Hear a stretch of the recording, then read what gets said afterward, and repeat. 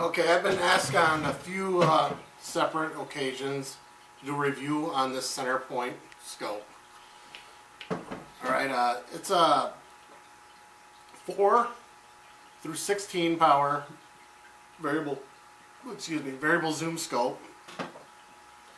And I don't know, it's held at zero super good. Like, I've shot the crap out of this thing on this rifle, and I've never had the zero waver one bit.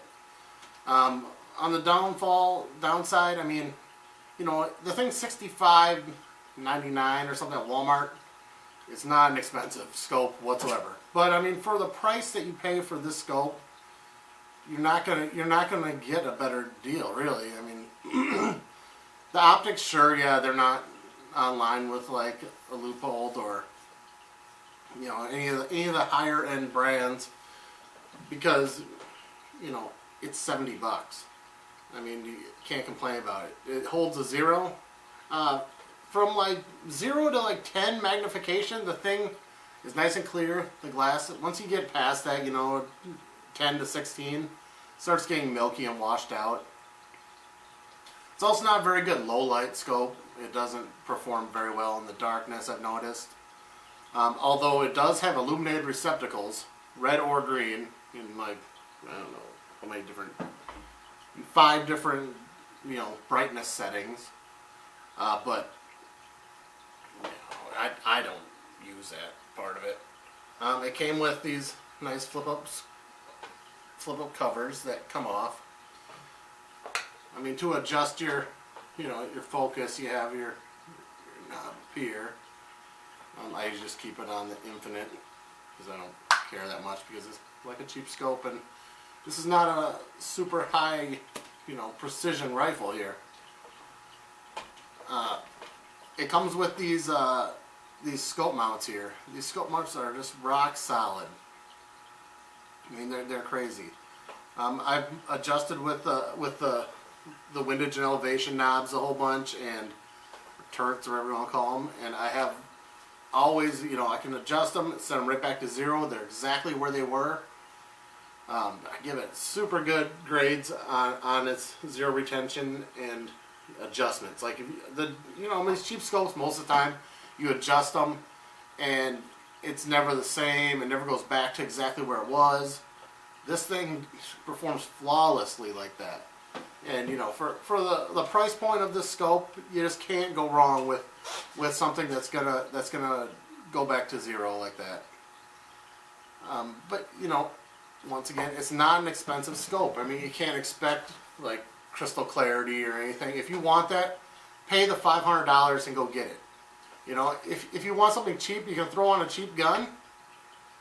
You don't want to spend $500, you know, for a $300 gun. Go to the $70 Walmart special here and find out that it's not so bad. I've had lots of Simmons and, you know, Bushnell and like other cheap scopes, and I've actually been way more happy with this one than I have with any of those. As far as the specs here on this whole thing, it's a 40mm, by the way. I have it set onto my screen here. I'll tell you what they are. Just too many to. Adjustable brightness for red-green illumination. Adjustable objection and focus, which I basically said. Wind elevation adjustments dialed have zero locking and resetting. Yeah, and it actually works, opposed to like a lot of these. The lens coating multi-layer center point advantage solution. Now, I have no idea what that is. You know, whatever it is not that great. Their lenses, the glass on here is not the greatest. It's really not. Like, it's one of the biggest downfalls of this scope is that it's not the clearest thing in the world. It's not like you can't see out of it. It's just a little washed out. You know what I mean by if you've been messing with any scopes. It says it's nitrogen filled, which I hope so. 100% waterproof, fogproof, and shockproof. I guess I've never had shock be an issue. I've never had fog or water be an issue on it, so it's probably true.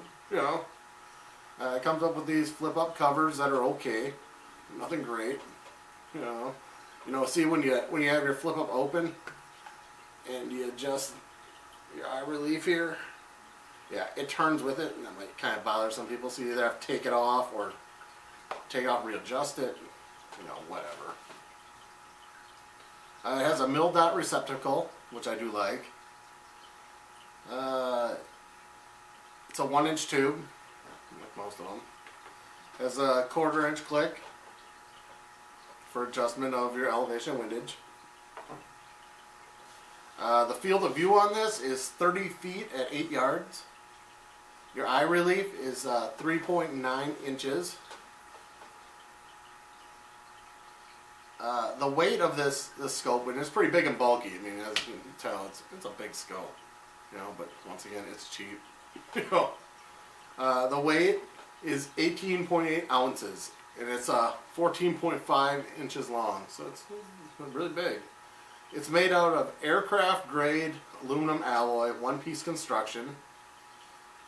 Which, yeah, of course, right? You know, it's matte black, has a non-reflective finish.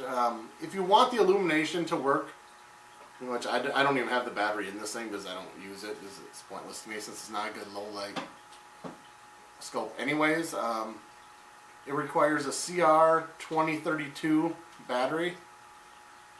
It comes with a couple of them, but I don't ever. I used it for a second and I took them out and never bothered putting them back in because it's not something I actually use.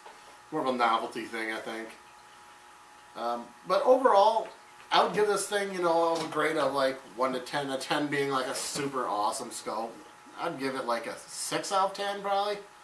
I'm not against it. You know, the only place it really falls on its face is in clarity. But it's not like super bad. You know, on clarity, I'd give it like maybe like a 4 out of 10. You know, it's still clear. You can see a 2-inch target at 100 yards, no problem. It's not like a big deal like that. But you know, once you start getting out the 200-yard mark, it starts getting a little fuzzy, a little washed out. And yeah. So anyway, that's what I got for this. If you guys like my reviews, click like, comment, subscribe. All right, thanks.